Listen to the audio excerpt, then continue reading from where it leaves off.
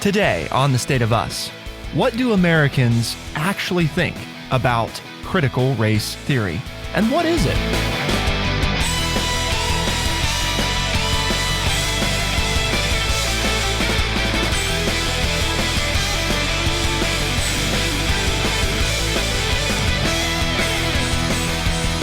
Welcome to The State of Us. I'm your host, Justin T. Weller, joined, of course, today by our senior historian and an educator of more than 35 years, the friendly redneck liberal, Mr. Lance L. Jackson. Today, we're going to look at what Americans really think about critical race theory. We've got a piece from the Wall Street Journal and the New York Times that both break it down for us, because what we found is that among some of the most notable results from a CBS News poll in February of this year was the fact that most Americans, that is 65%, have heard either a little or nothing about critical race theory. And among those with an opinion on the matter, 49% hold a very or somewhat favorable view versus 51% with a very or somewhat unfavorable view. So most people aren't very familiar with it. Yet it's become a hotbed for the people that are familiar with it. So today, in true State of Us fashion, our goal is going to be to break down, let's define what it actually is, and talk about why is it an issue now, how the debate is affecting schools, and what do adherents of critical race theory say about how racism exists today, and of course, where the major political parties are on the issue. So we're going to try to break it down. Of course, you'll hear some of our thoughts as we go. But before we dive in, do we have a word of the day, Lance? Well, we're going to keep it simple today. The word of the day is definition, because it really seems that this makes a huge difference to people reading these articles. People are upset about things that aren't even in critical race theory. So they're letting the politicians and the talking heads in the media define the word for them, or define the theory, and they're going with that. And that's really not what it says. So definition, the basics, 4 syllables. It's a noun, D-E-F-I-N-I-T-I-O-N. Simple meaning, a statement of what a thing is. A statement of what a thing is. So what is critical race theory? And then you can have an intelligent, honest discussion with someone. Because when they start throwing in, well, it's this. No, that's not what it says. Well, yeah, I heard so-and-so tell me that this is what it means. And then, okay, but that's not what it says. At that point, you can't have an honest, open discussion, because you're not arguing the same points. Okay. And this is a theory. And that's what theories are. They are an idea that are thrown out there for people to discuss, to see if some learning can take place. Nobody said it's a fact. Nobody said it's real. They're just saying, here's a theory that I have. Let's discuss it as human beings and see what we can take from it. But instead, we have all these people who want power, and that's it. That's very simple. They want power. How can they get power? They can get power by dividing people. And because if you divide people and it's us against them, then if you agree with me, we can fight them and I will stay in power, and you will continue to keep me in power so that we can fight them. We're not solving any problems. And that's where we are right now. We have politicians and talking heads on the media who want to divide us as a people, instead of us just getting along as a people and understanding that we have differences, and that we should love one another and be empathetic, and that we should take care of one another. But instead, we elect people who divide us so that they can stay in power. And they really don't care about us. They're not doing anything for us. They just want us to keep them in power, because as long as they're in power, that makes them feel good. What else you got? Show's done, folks. Can you tell the friendly redneck liberal has some thoughts on this one? Do you get that impression? I have feelings about just the way we are in America right now, with all of the violence and all of the hatred and all of the mean things that I see people putting in their yards and on their houses and on their vehicles towards other people that they don't even know. They'll never even talk to them if they feel that badly. And then I watch TV and I listen to the politicians and the talking heads, and they're the ones perpetuating these ideas. And so we're just dividing ourselves as a nation instead of sitting down and having good conversation and discussing things honestly and still being friends, even though we disagree about a theory or an idea or what should be done. And it just makes me mad that we elect people to solve the problem, and all they're doing is fanning the flames of the problem so that they can stay in power. When you shared, that our word of the day is definition, it did make me think about, well, let's start at the most simple version of, and you sort of touched on this, critical race theory. Well, what is a theory?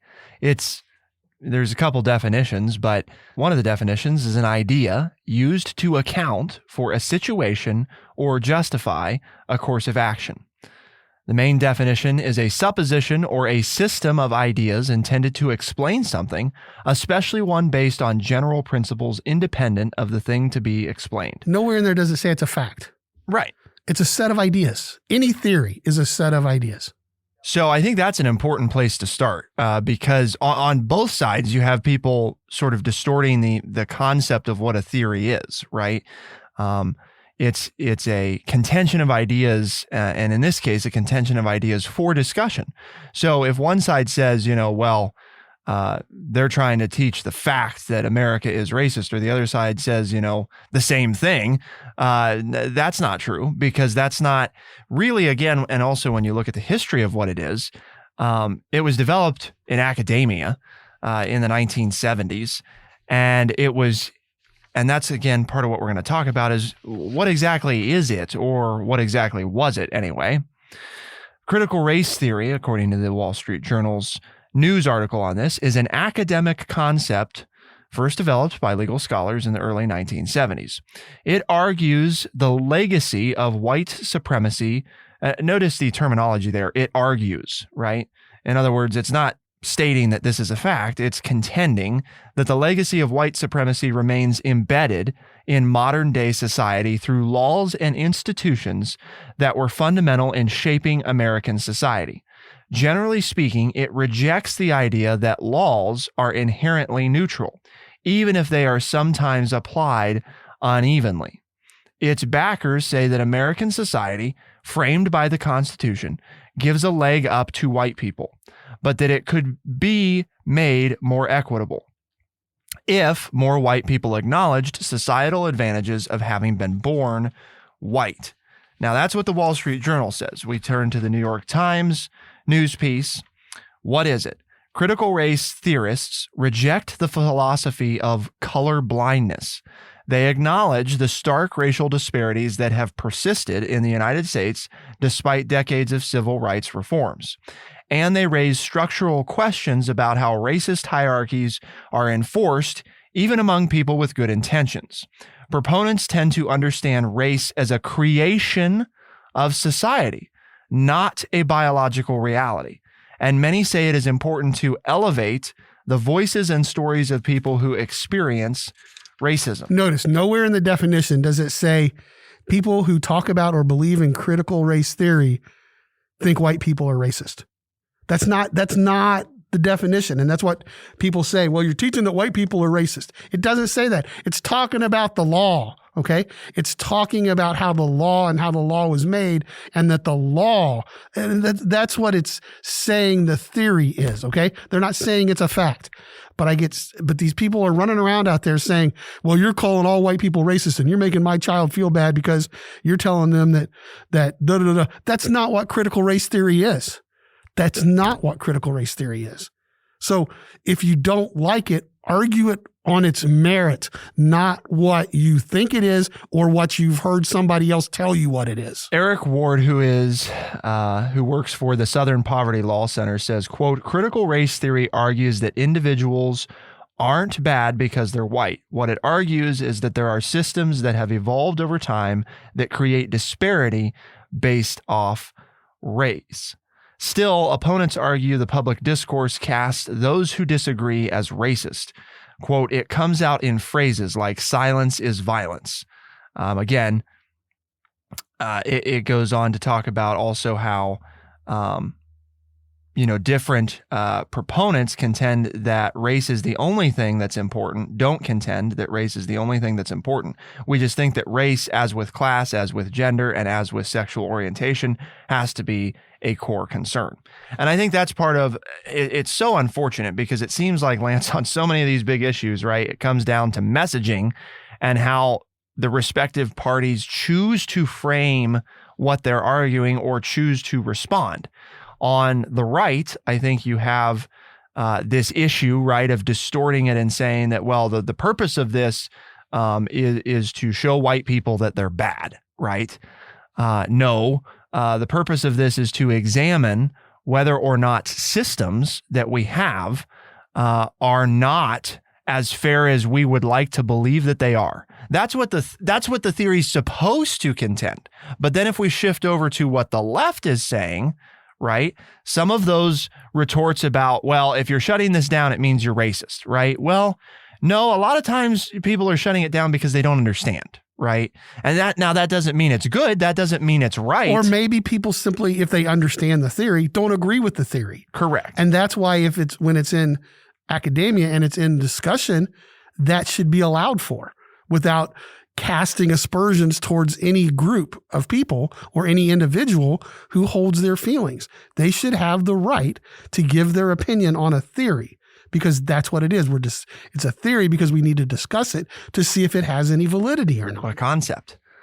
So I think that's important to both understanding how it came to be and how the people that do talk about it, which again, the majority of Americans aren't very familiar with it, have come to debate and discuss it in a way that really, it's almost like they've taken, right, Lance, the title of a thing, and they've decided what it is, and then they've decided how they're going to argue it, and they don't really care what the original thing says. Because if everybody, the left and the right, cared more about what the actual theory is, we'd probably have a very different conversation on our hands. And then we could have a nice debate and come to some agreement of, well, I think this way and you think that way, and we can move on. But, that doesn't get me elected. That doesn't get me donations so that I can run 30-second ads on TV so that I can get elected and stay in power. Nearly 9 in 10 Americans, Lance, when asked if books should ever be banned for discussing race or depicting slavery, nearly 9 in 10, an overwhelming 87% of Americans said no. A similarly large percentage said no when asked if books should be banned for criticizing U.S. history or sharing political ideas you disagree with. And 58% of Americans, including 52% of white Americans, say that racism is a major problem in American society today. So the public, right, is in agreement, in broad agreement, that access to information discussing race and depicting slavery, and reading information about criticizing U.S. history or political ideas that you don't agree with, that all of that should be accessible to people, right? That they ought to be able to learn about those things. So then the question is, well, why has this become an issue now? I mean, like, it's been around since the 1970s. Why is it a flashpoint now? To find out, keep it here on The State of Us, and we'll be right back.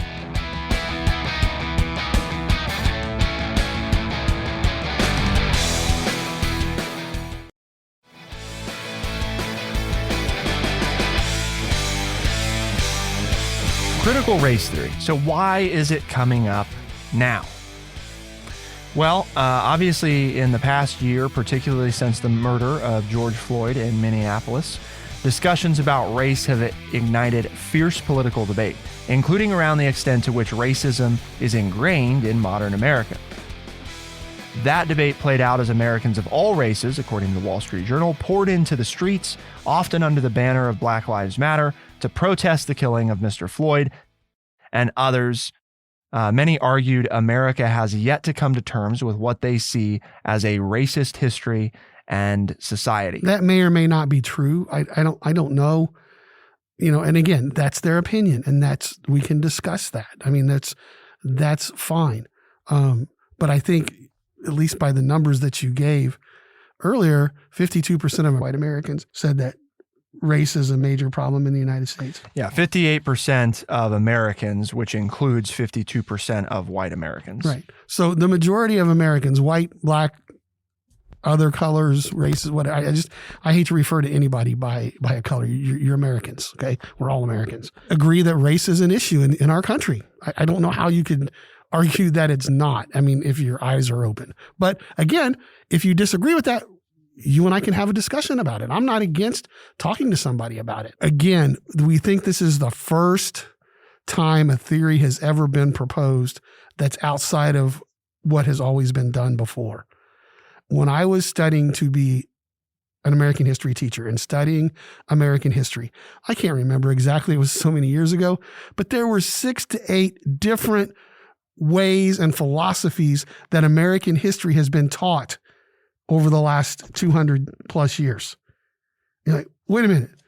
You mean there are different schools of thought on how American history should be taught and what you should focus on and how it should be presented and what you should say is the most important and the least important? Yes, it changes every 30 or 40 years. So again, just because this is the first time in your life that some new way to look at an issue has been developed doesn't mean that it's always been done the same way since the founding fathers. That's just not true. There are schools of thought within the group of people known as historians and American historians who then they come up with a new theory or a new way to teach, and that's the way we taught it for 30 or 40 years. And then another person came up with a different theory of American history and said, no, we should teach American history this way. And for 30 or 40 years, it was taught that way. So these changes as historians learn things and get more information and have these discussions, it's not uncommon for us to change the way we teach the history of this country. That is commonplace. And maybe that's something you didn't know and now you do. And so there's no need to feel threatened by this because you can look it up.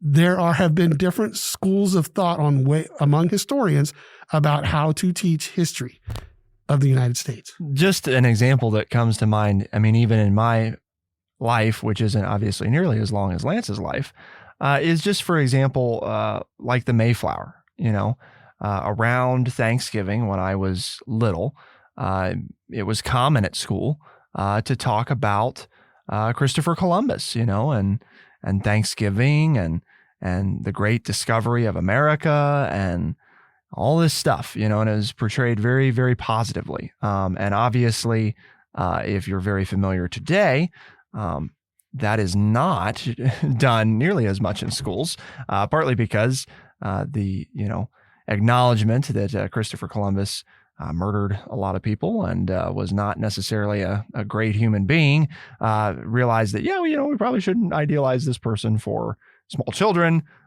because that's really not, probably wise.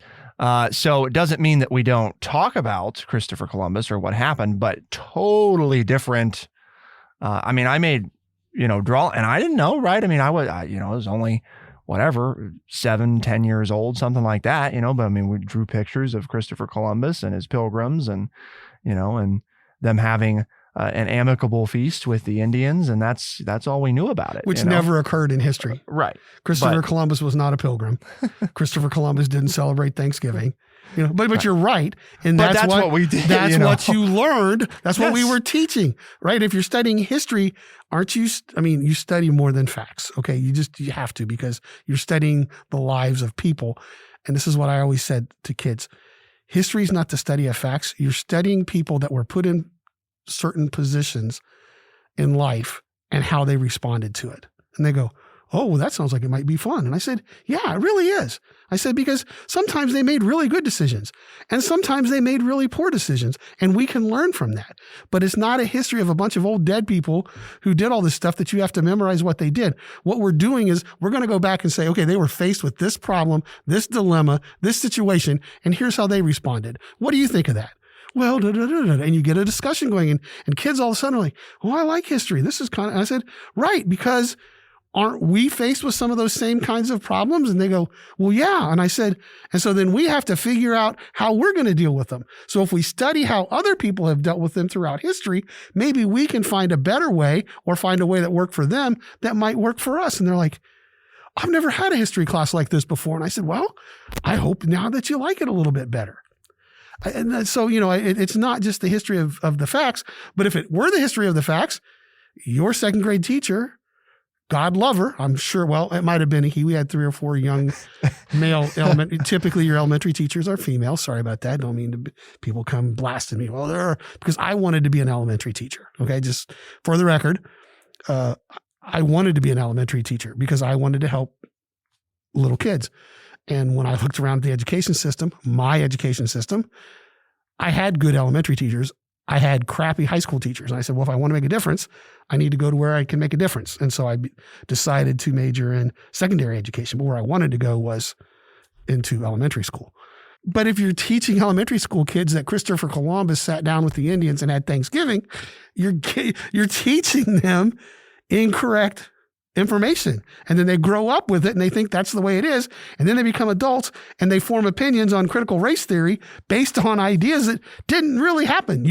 Now, which is worse, right? Teaching the wrong information to little kids at a very important phase in their life where they'll carry that with them for the rest of their lives and they'll base adult opinions on it? Or is it better to talk about what really happened so that they know what happened so that then they can be better adults, which is, I think, what we want for all of our children, right?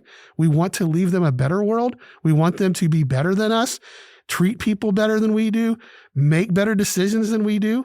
At least that's what I've done in raising my children. I want life to be better for them. I don't want to leave behind something that's worse. And if we're not teaching what really happened and learning from it, then why are we trying to teach them anything at all? The journal article returns to questioning how is the debate affecting schools? Well, as of May of this year, at least 3 states had enacted bills that would prohibit or restrict teaching based on principles that the bill's sponsors describe as dealing with critical race theory, and at least 13 other states had considered such legislation.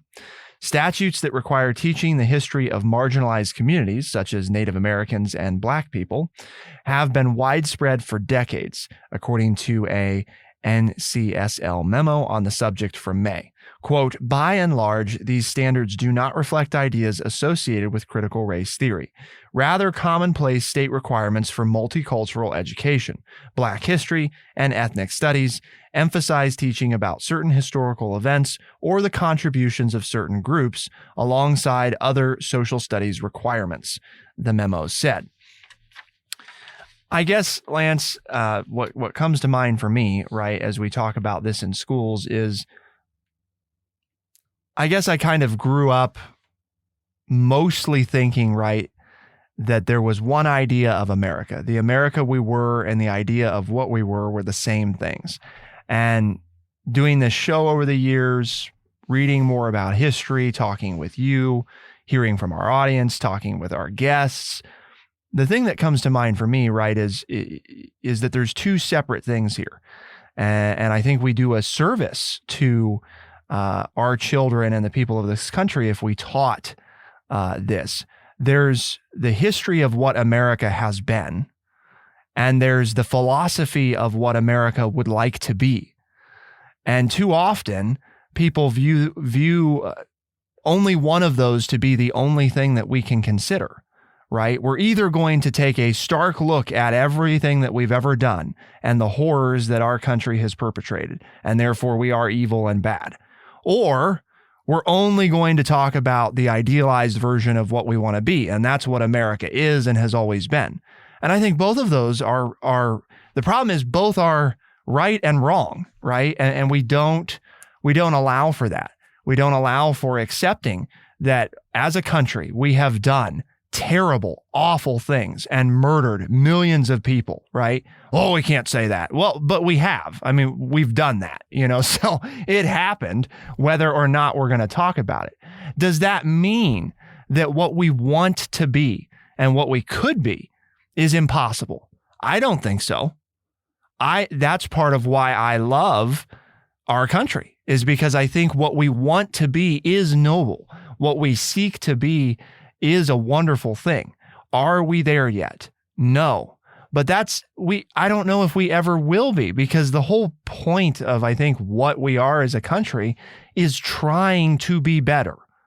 And we can't be better if we don't study what has happened. And if we don't learn from what we've done, right? That to your point, I think is the purpose of studying history and studying the terrible things that we've done, on the grounds of race. At the same time, studying the progress that we've made on the issue. Are we done with it? No, by no means is it solved. Have we made a hell of a lot of progress since when we formed as a nation? Absolutely. So to me, that's the issue is I come back to, it feels like on so many things, the nuance, right? Understanding that they're not mutually exclusive. You can aspire to be great and not necessarily have yet achieved greatness. That's the name of what makes the best athletes and the best business people are people who are hungry to become better. And I think, at least what I believe, and I think what Lance believes, is the way you get better is by studying the areas and practicing the areas that you are not yet great at. If you only ever focus on the things that you're good at and you ignore the things that you're bad at, that's not how people become great. That's not how the best athletes became the best athletes, how the most successful business owners and entrepreneurs became who they are. At least not the ones, at least not most of them. I'm not going to say that every now and then there's not somebody who's lucky, but 99% worked hard and took very stark, very blunt looks at their inadequacies, and they practiced to overcome them. As we go to break, I want you to think about this. Mental health is in the news all the time, especially for young people. And here's a theory, an idea that I have developed over the years. I think the mental health of young people is based on truth and opportunity. The more you are truthful with them about the way things are, and then you point out all the opportunities that they have to make a difference in their own lives and everybody else's life, I think that would go a long way to helping the mental health of young people today. Because then everything would not be seen in a negative light. You talk about, this is the truth. I'm not lying to you. You can trust me. This is the way it was. This is what we've done. But here are the opportunities that we have to make it better and to grow as a people and as a nation, and opportunities that you have. So, because what you do is, if you don't teach the truth, then when they find out the truth, they become disillusioned. And then they never trust you when you show them that the opportunities that they have, because, well, you already lied to me about the truth, so why should I believe you that there's an opportunity for me? So I think those are the two major components of helping the mental health of young people today. And that is, we as adults and we in education need to be truthful with them, and then also show them the opportunities that they have to make it better. Keep it here on The State of Us, and we'll be right back.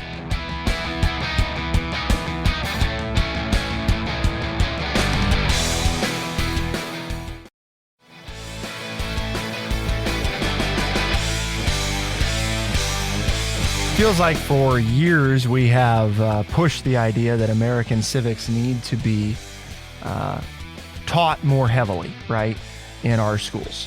And where Lance left us off at the last segment was this idea of hiding information from people is rarely effective unless you're willing to go all the way, right? And what I'm talking about is Russia or China level all the way, right? Unless you're willing to control all thoughts and ideas, then it's really not a viable option, because people are going to find out, right? And then they're not going to trust whoever provided that information. And the sad thing is that so often it doesn't even become tied to a specific person. But if they decide that, well, my teacher told me this, and then I learned that that wasn't true, now I don't trust teachers. And then I have children, and then I am antagonistic toward teachers, because teachers lie. That's what I had a teacher one time that lied to me. So teachers lie. Now, obviously that's a broad generalization, but that is part of what people do.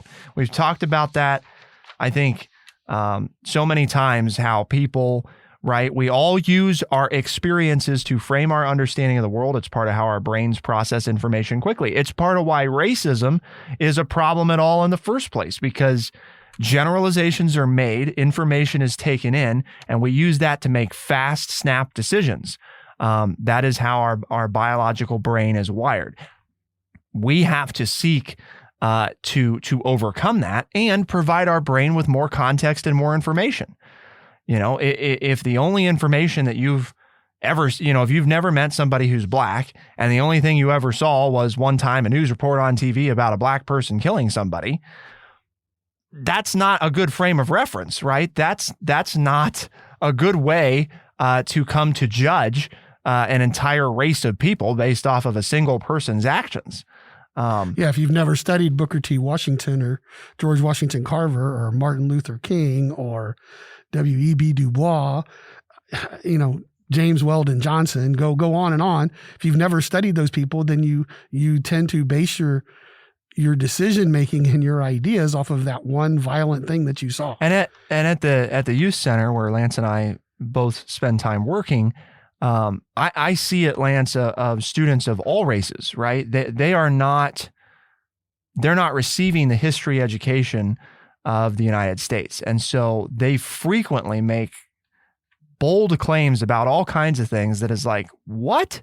Where did you hear that? Or how did you, somebody on the internet, and it's because they're not getting it in class. And I've addressed students, both white and black students, who love to throw out now because it's become, a trendy thing. That's racist, and it's taken some real self-control a few times to not lay into them and say, no, we're not going to say that because there is real racism out there. And what you just said was racist doesn't have anything to do with race and isn't racist. And that's not fair to real racism that does exist. You're diminishing the power of the word. Exactly. Yep. And of the discussion that we need to have. But the other thing, and I go back to how I ended the last segment, working with these young people today is their lack of trust in adults. And I don't know if it's because of their home life. I don't know anymore.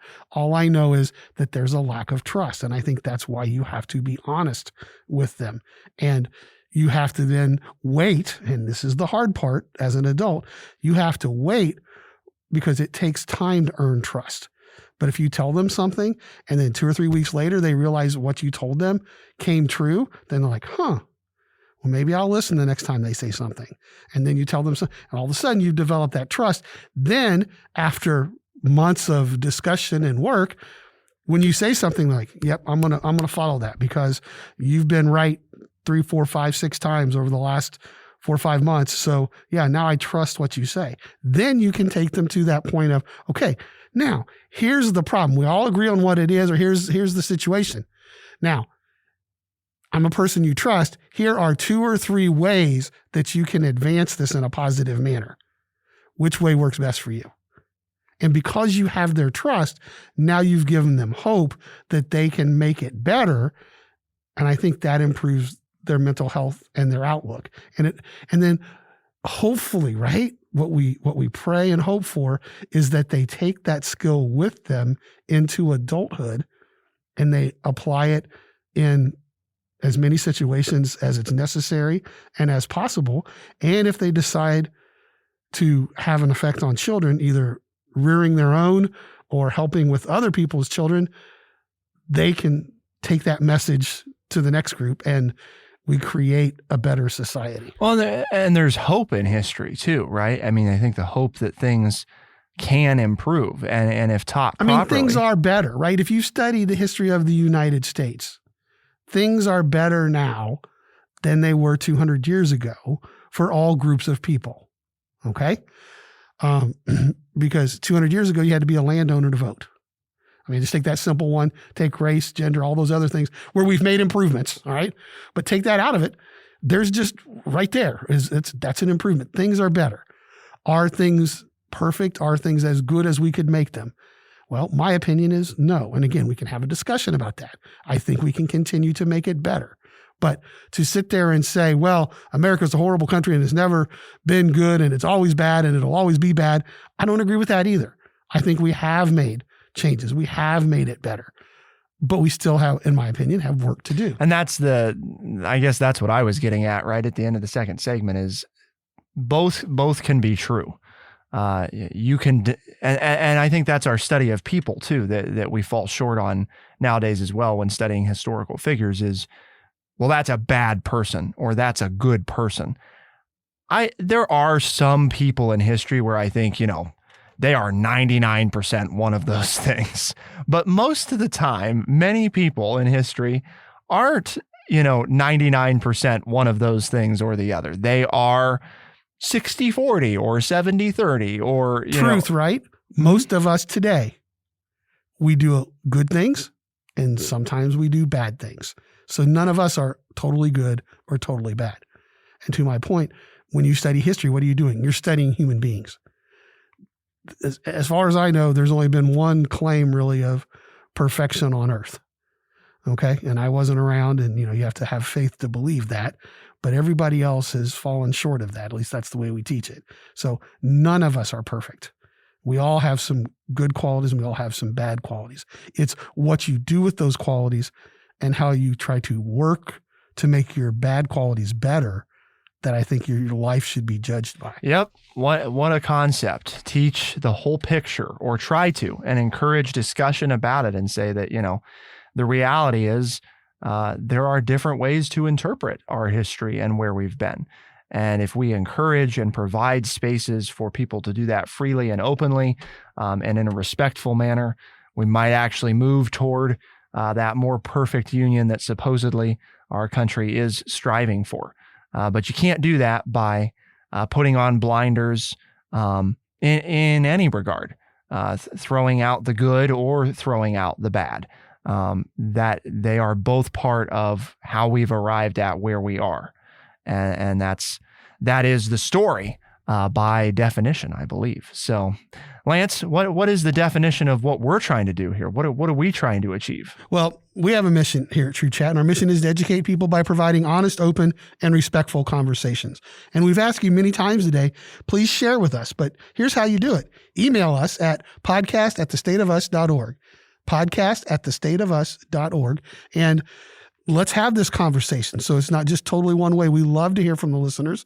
And many times we'll use what you say on the air in later shows because we want people to know that we are interested in what you all have to say and what you all think about what we've said. And as you share this show and these ideas with your friends and family, tell them if they want to listen to us, they can find us as a podcast on Spotify, Overcast, Stitcher, Apple Podcast, and everywhere podcasts are found. The State of Us is available Tuesday and Thursdays as a podcast, first thing in the mornings. We are also heard on the weekends on AM and FM radio stations across the country. For The State of Us, I'm Justin T. Weller. I'm Lance Jackson. Special thanks to producer Bradley Butch, and thank you all, our audience, for tuning in. We will see you next time. Be the change.